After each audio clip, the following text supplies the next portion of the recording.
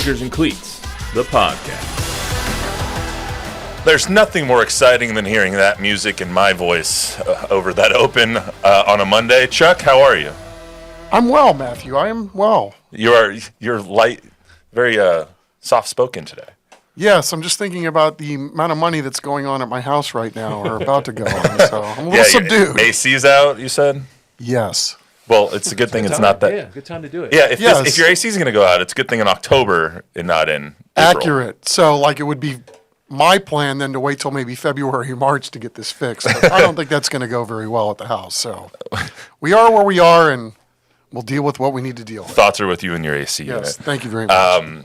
Matt Roy, Chuck Miketinac alongside Bob Gambert on the digital front. Javier behind the scenes over here, clicking buttons for us.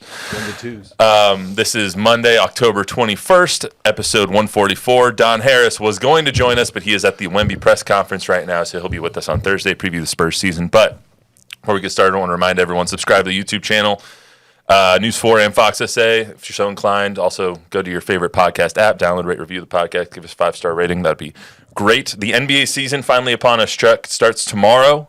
We'll talk about a few of the headlines, especially when it comes to the Spurs. They start their season on Thursday. Cowboys and Mike McCarthy coming back from their bye now. Mike McCarthy saying a few interesting or lack thereof things at his press conference this morning. We'll talk about him, his take on the Troy Aikman comments that we saw this past week.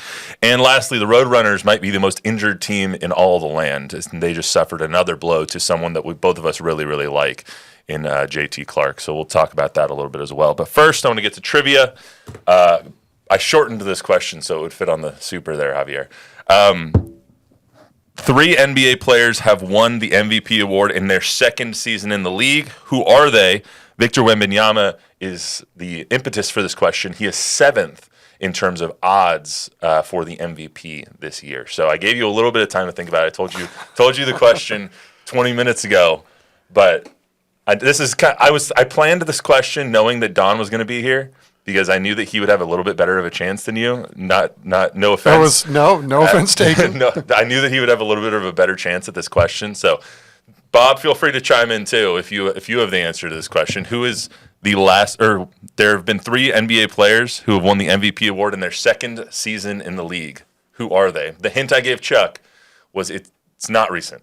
It's not recent. It's not recent. So I'll give everyone a little bit of time to think about it. Was it Bingo Smith from the Cavaliers? It was not the Bingo Smith. It was not LeBron James, which is someone I knew that you might guess. Those were cool uniforms back in the day when Bingo Smith played. I'll give everyone a little time to think about that one. Let's talk about the Spurs first. We'll get to the trivia question here in a second. So obviously, Spurs home openers on Saturday. Their season openers on Thursday at Dallas, 6:30 on TNT. ESPN and a lot of the mainstream media all over Wemby, all over him to make to kind of tabbing him to make this giant leap, which I think we all expect him to make a leap. But they're putting him as the 11th ranked player in the entire league right now, coming into his second season. He's 7th in terms of the MVP odds. He's the favorite to win the Defensive Player of the Year, which that one I feel like is pretty normal. He probably will be for the next 10 years as long as he stays healthy. Are we kind of putting the cart before the horse with Victor? Yeah, in some ways. Maybe not us, but everybody else. Yeah, I mean, we talked about this a little earlier off microphone, where it seems like the NBA and its broadcast partners are doing everything they can to build an image or a brand around Victor at an early age and, start building that brick or that house one brick at a time. So probably in some cases, yes, but as we also talked about too, based on how he closed last year and how clearly opposing offenses were attacking the Spurs and staying out of the paint as much as possible, some of this is just. So, based on what he did at the end of last year, the fact that he has a year under his belt, there'll be less probably trying to figure out what exactly is best that he does early on. He's probably, I would think, get off to a lot better start than he did last year at this time. I think two things can be true at the same time. One, he ended last year great, and the expectation of him this season is through the roof, as it should be. But two, are we putting too much pressure on a young man to take a sophomore leap? Yes, I think that we as a media entity, not maybe just us, but ESPN and Fox Sports and all of them are also putting a little bit too much pressure on him to carry this team to a point that they haven't been to in 6-7 years. I mean, we're expecting Victor to be the savior, to be the new face of the NBA and potentially the global face of the NBA as Giannis goes on to the back half of his career and Nikola Jokic goes on the back half of his career. LeBron is a year or two away from retirement. Victor is going to be that next global face, and the entire NBA, it seems, is pushing him and ramming him down everyone's throats. And right now, he's still a 20-year-old kid that just needs to come out and play. Right. I'm with you on all that. But I think, if there's anybody equipped mentally and, maturity-wise to be able to handle everything that's coming from the outside, it's Victor. It seems like everything else has pretty much been compartmentalized at this point. And even though outside entities want to make it all about the sizzle and the dash and the flash, I think he's done a pretty good job of managing all that stuff, the demands on his time with the endorsements and, all the other things that he's involved with outside of playing basketball.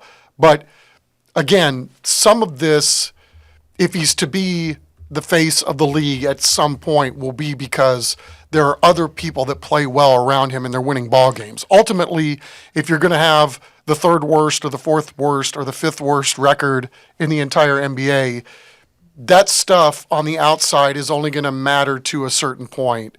And if you want it to grow exponentially, the only way that's going to happen is if they win ball games. To that point, I mean, acquiring Chris Paul, acquiring Harrison Barnes, some of the other acquisitions and moves that they have made this offseason, Stephon Castle now being that defensive-minded guard that's going to be kind of the heir apparent to Chris Paul, probably at the point guard position. A lot of these moves have been made to make this team better around Victor. So, yes, his leap is going to be the biggest part of why this team is better, in my opinion, that this team will be better this season. But those moves to make him better, to improve his stats, his playing style, and more catering to that is also going to be a big factor as to why this team is better. And if we're just looking at Victor as a whole, his greatness, we can't talk about his greatness if they're a 22-60 ball club. Agreed. And I think, too, broader in that same vein, I guess, is that they brought in these veteran guys to help teach him some of the ways to play better with other people. And the other players. Right. And exactly right. So, I don't know. It's going to be fascinating to see how the older veteran guys, what their roles end up being, and then how much of this was, for them as ball players, but also for those in the locker room too, to learn how this is how you do it. This is how we play better together. This is how everybody benefits if we play a certain way, not just Victor, but everybody else on that roster. So, again, I think to your point, that's, part of why that this was all done. You've seen it already too, because Stephon Castle was asked about Chris Paul and how much he talks, even when he's not playing, how much he talks to the other players and teaches other players on the bench or on the floor when he's playing, or if he's not playing. You saw that at the scrimmage on Saturday, and so that intangible can't be measured. And so Chris Paul's impact on the floor is one thing, but impact to the other players in the locker room or their mentality or how they're learning the game, how they learn spacing, how they learn to get open, all of that stuff, that can't be measured by Chris Paul's statistics.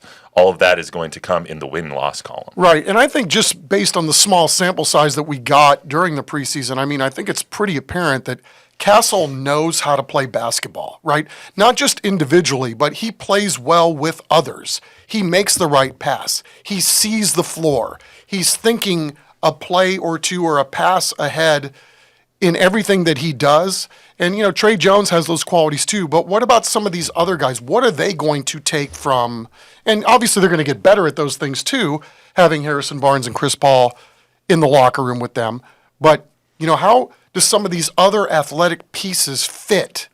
And how do they develop, also thinking globally or, macro instead of micro when they get the basketball? It's not just me driving to the basket, and if I'm I'm doubled up there at the end. I got to kick it out or whatever it is. You're thinking about where everybody is on the floor, and there are some guys on this roster that have a lot of growth that needs to happen in that regard. I definitely think, getting back to the original conversation, that Wemby is. I feel a little bit bad for him because all the pressure in the world, just not in San Antonio, but the pressure of the NBA is being heaped upon a 20-year-old's shoulders, and there's no other 20-year-old that I would want to have that pressure on, because he has the right mindset, he has the mental capacity to kind of compartmentalize that stuff, and he has the skill on the court to live up to all of those expectations. But as a whole, as a basketball community, to put all of those pressures on a 20-year-old phenom seems a little bit much for me, especially going into just his second season. It's fair. Bob, anything before we move on to the Cowboys? I disagree. We don't know what kind of a leader he is yet. I think that we do. I think that we have seen the kind of leader that he is, this kind of leader that he can be, and we're going to get to see that even more this season, because the emphasis is more on winning now and not on, okay, does Jeremy work at point guard? Does this experimental lineup work? Does this experimental lineup work? We're going to have more of this lineup is our starting lineup, this is who we're playing kind of thing. Like the team I saw last year, they did not look to him for leadership. In fact, I almost think they kind of. I think that's fair too. I mean, I think it's tough when you're talking about coming in playing with grown men, right? You're going to let a teenager come in and kind of rule the roost in that regard. You have to earn your stripes. I think to Victor's benefit last year, that for all the good that he did, there was a lot of bad and a lot of growth that was taking place too. And I don't remember him ever getting creamed by the masses or everybody turning on him. There was a grace period, as you would think that there would be and should be, for younger players. You just wonder, when is that going to reach a certain point where everybody goes, hey, I thought this was going to translate in wins. And if it doesn't, you may see the narrative slightly switch and in that regard. And if they're 30 and 52 this year, you might see that narrative switch a little bit. If they're a team that's getting blown out and kind of has an 18-game losing streak again, and you don't see that improvement on the floor, I think the narrative will switch a little bit. I don't foresee that happening, because I think the over-under is, 36.5 for their win total this year. I think they might get to 40, 41, be a play-in team potentially. So I don't foresee that kind of happening. But if it does, if they're 22 and 60, like they were the last 2 years, or they're 30 and 52, 32 and 50, maybe you do see that narrative change. I guess sometimes we're in a bubble here. Correct me if I'm wrong. Who said or who gave them the odds of 1% chance of making the playoffs? ESPN. Okay.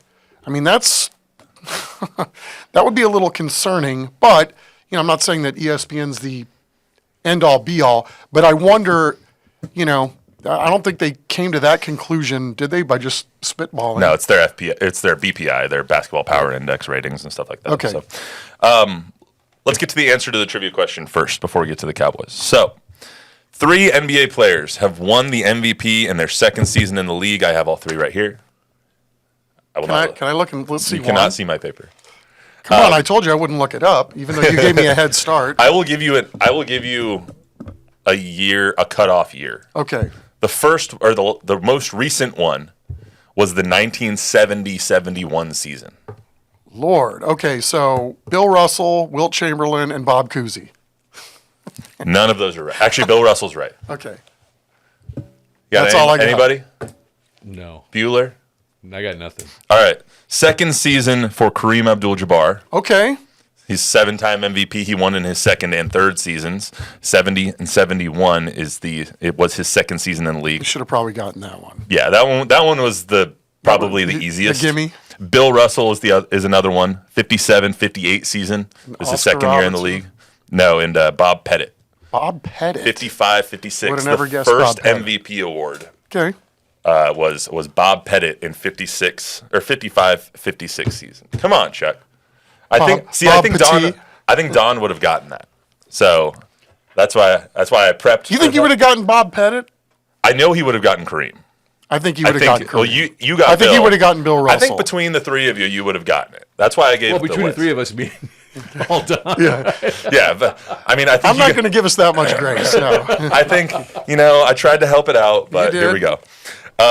Let's get to some Cowboys. Remember, download, rate, review the podcast. Download. So what you're saying is it's a pretty long odds that Victor doesn't win MVP in his second year. Yeah, pretty much. I would not bet that he wins the MVP, especially on a 40-win team or less. So let's get to the Cowboys. They're kind of searching for answers coming off the bye week. They play San Francisco, who has their number in more ways than one. They're coming out of the bye at 3-3, but if you ask the mainstream media, if you ask fans, in a lot of cases, if you ask me, I think the season's basically done. Sorry, I still have this cough that I'm trying to get through. Season's basically done. They've taken a lot of criticism, especially over the last week, especially from people that are close to the organization, legends within the organization, like Troy Aikman, who says that CD and all the receivers run horrible routes, and that's why Dak is throwing these red zone picks, because the routes are just god-awful. Before we get your take on that, let's hear from Coach McCarthy real quick, who spoke a little bit earlier this morning about the outside noise in Troy Aikman's comments specifically. You start to hear the criticism that's just naturally going to build outside the building, even having Troy Aikman and his comments. Do you feel the need to address those with the players at any point? I don't. I think you address them as a whole because it's all part of that external focus that, frankly, we need to move away from. It's part of working here, and it's part of our landscape. So, yeah, for me to address those comments, I don't, because they don't carry any weight with me, because I watch all the tape. I get to go to the meetings. I'm at practice. I'm part of the games, so I have a clear understanding of what and where. And in Troy's statement in particular, I don't agree with the word selection, but there is definitely need for improvement in every position.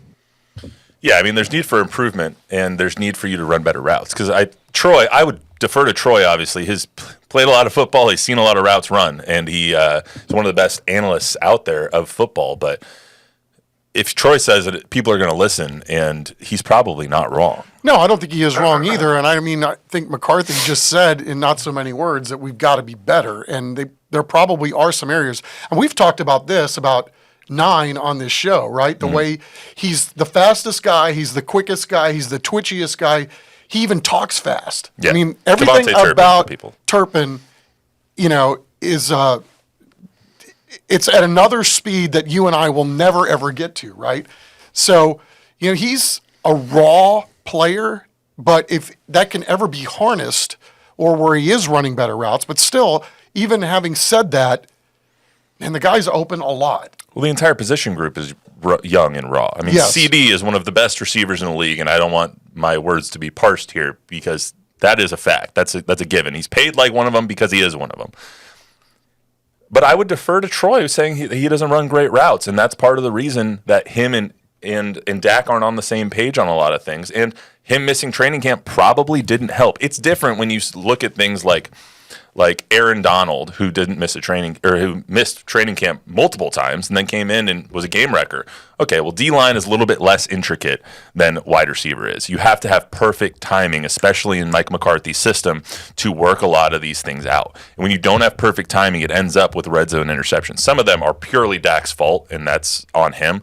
But some of them, including one of the most key ones against Pittsburgh, was all on CD.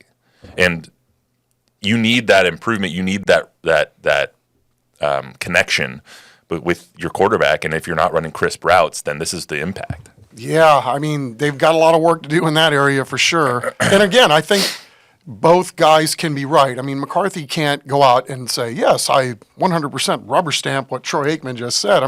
He's like, yeah, we freaking suck. You can't, you're not going to drag your own guys under the bus.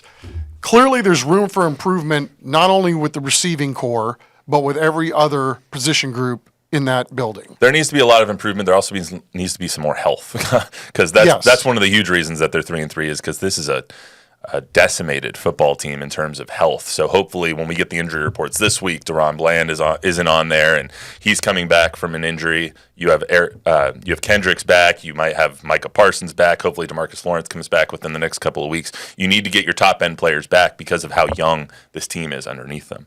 As far as coming off of the bye week, Coach Max says they'll be spending a lot more time in groups, less on individual work, less in individual meetings, and individual drills, but more in 7-on-7, more on the team periods, more on inside runs, stuff like that during practice. This is what he had to say during the press conference today.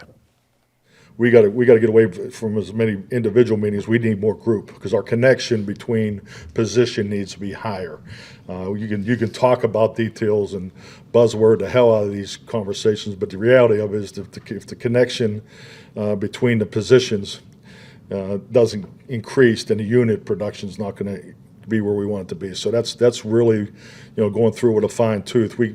You still only have the same amount of work days. You still only have the same amount of work hours, but it's the specifics of how can we be better. And that's probably one of the biggest adjustments we'll make as far as our training regimen. When it comes to that, I mean, this team hasn't acquired anybody. So this is the part I really don't understand about that comment is this team, it's not like there's new guys all over the place. It's a lot of young guys. But those young guys, Tyler Guyton, Cooper Beebe, all those guys have been working with the offensive line and starting on the offensive line ever since the beginning of training camp. So if you haven't built up that chemistry yet, I don't really know why you're having these connection issues. Well, it's a long season, right? And so you would think that they're going to be better at some point as a group. But some of those guys on the defensive side of the ball weren't even in camp in mid-August. So, in some respects, there probably needs to be more emphasis on what they're doing as a team as opposed to what they're doing as individual groups. And at this point, I'm sure holding, coaches responsible for their, what their group is or isn't doing. So we'll see. I mean, the bad thing about the bye, the good thing is you get an extra week to get healthy. The bad news is that you got to be out, bless you. You got to be out of the building, I think, for 4 days. So how much extra work can you then do to fix some of the problems that you're having? Mac also said that he was in the building the entire week last week. I don't doubt it. He did not take a vacation. I just don't know how that's going to help them against the Niners, too, because the Niners have had their number. Like, it seems – I know it's simple to say, but they can't beat the Niners.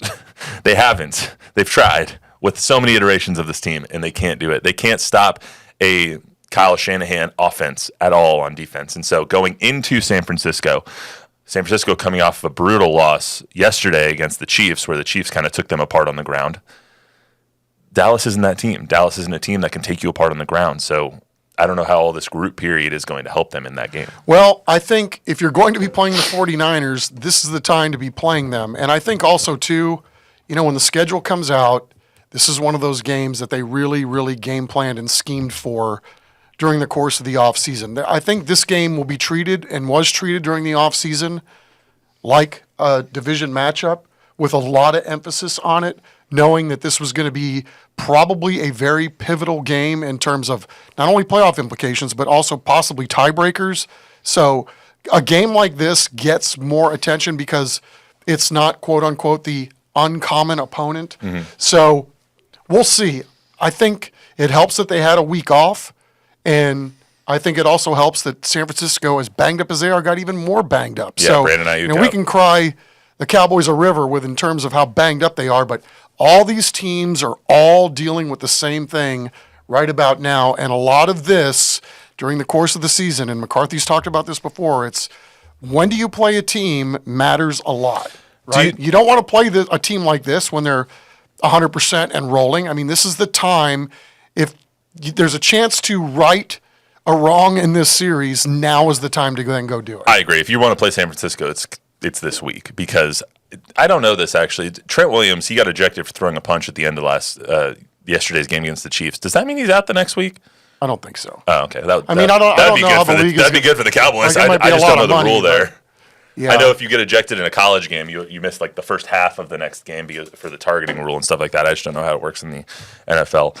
We're going to talk more about that on Thursday as well. Plus, we'll get to the High School Hype Squad on Thursday, too. We needed to get a little sound from Mark Soto and Coach over at Coach McAuliffe. Yep, exactly. So let's get to UTSA first, and then we will get on out of here. So the Roadrunners, they won this past weekend against all odds. This might be the most injured team in the entire nation. They have 5 players now, 6 players out for the season already. JT Clark, I feel so bad for the kid because he worked for almost 3 years to come back from a knee injury. And then his first catch in his second game back gets a helmet to the other knee and tears his ACL. Yeah, I mean, we talked about this a little yesterday. I mean, my heart absolutely bleeds for this guy. He was going to be a third-round pick. He was given mid-round grades, decided to come back to UTSA, and then the injuries started happening. I mean, it's literally a story about, those that feel like they have a chance to go to the NFL, and then there's always the roll of the dice about trying to improve your draft stock. I mean, it's a brutal sport, and it can end play to play, as you know. And so the fact that JT is going to have to go through this again, I mean, if there's anybody that can come back from yet another setback, it's him. It's JT. But, I mean, obviously, everybody that's a fan of UTSA and, knows a little bit about this story and how much work he's put in and what kind of guy he is, what kind of a team guy he is. He comes back for all those reasons, right? Mm-hmm. He's a team guy, wants to keep the ball rolling here. And, this is the other side of that. And it is really, really painful to know that he's going to have to walk that road again on and the other everything knee, that too. it means. Yes. Coach Traylor talked about it a little bit today. This is when he told the media that JT Clark was done for the season, and apparently he told JT, and they found out yesterday. So this is what Coach said today. Yeah, it's a team meeting yesterday, and he's JT, man. He's the most one of the most amazing humans I've ever met in my life. Same beautiful smile, same positive attitude. Man, lift him up. That's a lot on a young man, and there's not a better kid out there than JT Clark. Is it possible that he could have future eligibility in college, or where does this go from here? We think we'll be able to pull that off. We feel pretty positive about that. We'll see. We'll see what he wants to do and what all his plans are. I haven't spoken to him. He just found out yesterday, so I didn't think that was the time to be going there mentally with him yet. So we'll see what he wants to do, and we'll see what the future looks like for JT. I mean, it's about the kid's health first and not his football career. But I was hoping all season that he would get back at some point, that he would have 4, 5, 6, 7 games under his belt, and that maybe he would leave and go to the NFL afterwards, go to the Senior Bowl, hopefully earn a spot and get onto an NFL roster. But now, having to go through another year of rehab, probably 9, 10 months, to come back from an ACL surgery. You don't know what your NFL prospects are after that, but NFL and college football goes on the back burner. It's all about his health at this point. Absolutely. And there are plenty of examples of guys like Priest Holmes, right? Mm-hmm. Tore ACLs twice in college, wasn't drafted because of that, and then went out and had I think most of us around here believe, a Hall of Fame career, even though right now he's definitely right on the precipice of not there yet. So it can be done. But again, it's mentally, where is JT want to go with this, right? Does he want to do this for a third time? Especially when, the first time it was pretty bad news. Like, this is not... It was almost a career ender, that first knee injury. Right. So, blessings to him. And I know this about JT Clark, whatever he decides to do in life, whether it's football or anything else, with his loyalty, with what kind of guy he is, with what kind of player he is, he's going to be a success, because he's going to take all of these motivating forces that he loves about football. He's going to find something else he loves and bring the same passion towards it. And so he'll be a career great at something. Yeah, can't say it better than that. This is also Coach Traylor speaking today about how his team persevered even through all these injuries. They've lost so many players. I think they've lost 5, 6 starters on each side of the ball. They only have 4 scholarship receivers healthy right now. So this is Coach after the game about the mood of the players after a win against FAU. They're really about the same. They're happier. They're smiling. Don't get me wrong, but they were all here and attentive and learning, and there's a no matter how this season ends up, the way that our kids held together after those 2 crushing road losses, I don't know. There's a way you can describe how painful those losses were back to back. 2 teams that we thought we were going to win, to be honest with you, and we didn't get it done. So they haven't splintered at all. We're in another ball game. I think starting the East Carolina game, I believe we were down maybe 10, possibly 14 even maybe, and we rallied back and should have won that game. And the Rice game, I believe we were down. I don't know what it was. We were down. Kids rallied back. And this game we were tied. And it's 3 games in a row. We're going to the 4th. I don't know if we've been winning any of them. Y'all would probably know that better than I would.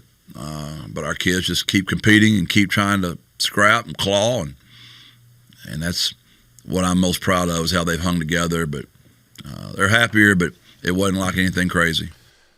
And your treat for winning last game is getting Memphis this week. So, and they scored a lot of points last week, right? Yeah, them in North Texas hit the over in like the second quarter. It was bad. I can't say enough about Jeff and the way that he treats this team, the way he loves his players, and this team is just. I say that Greeny on ESPN says this about NFL teams all the time, but it's true in all sports. There's a couple of teams every year whose season gets derailed because of injuries, and this is what happened to UTSA this year. You already have a sophomore quarterback in Owen McCown that's trying to bring this team up and build a successful career, and he needed everyone to be healthy. He needed the senior leadership from Oscar and from Jamal and from JT, and he needed all of those things. And he's just been snake bitten by the injuries so bad that I feel bad for that they're going through this. But I do feel pretty confident in saying that getting all of the young guys reps, like they're seeing right now with Overmeyer's touchdown and with Brandon Hye's touchdown this past week and with Jamal Hardy's touchdown this past week, that you'll see the fruits of that labor take effect next year. I'm with you. Yeah. I mean, that's always the benefit of, when you have this many guys decimated, right? Somebody's going to get some playing time, and somebody's going to pop through that maybe you didn't see coming and is going to be even better maybe than the person that they're replacing. Maybe it doesn't happen as often as you like, but there's going to be some of that too. So last thing before we get out of here, I wasn't planning on talking about this, but I got some information while we've been doing this. In my fantasy league with my brothers-in-law, with some of their friends, and my wife, I'm the commissioner, or I'm co-commissioner with Jay Elder, my wife's brother. And he made a trade this past weekend. He got Saquon Barkley, and the person he traded with gave him George Pickens, Steelers defense, and Tony Pollard. Okay trade, but he's already 5-1. And he needs a really good running back. So 5 people in the league, that trade went through. 5 people in the league this morning vetoed it. And so now he's pissed. Come to find out from my other brother-in-law, Jackson, who has some information, that Jay colluded with this other person, saying, we need to take down Jackson and Matt because we have the other 2 best teams in the league. We need to take down Jackson and Matt, and you need to give me Saquon Barkley, and I'll give you some other guys so I can take them down. What should the punishment for Jay be in this fantasy I don't league? know. You're going to have to drag that into court because that could be hearsay. It's collusion. We have the text messages from said brother-in-law to read. I'm outing all these people right now. What was the trophy for last Yeah, you place shouldn't in do the that league? because they're not here to defend themselves, too. I don't care about them defending themselves. This is collusion, and Remember, this is you're in a family, and sometimes you have to work through some troubled waters because you're a family. So I don't know that this is the right place to be doing this. I think it is. Jay, you're screwed. Your ass is grass.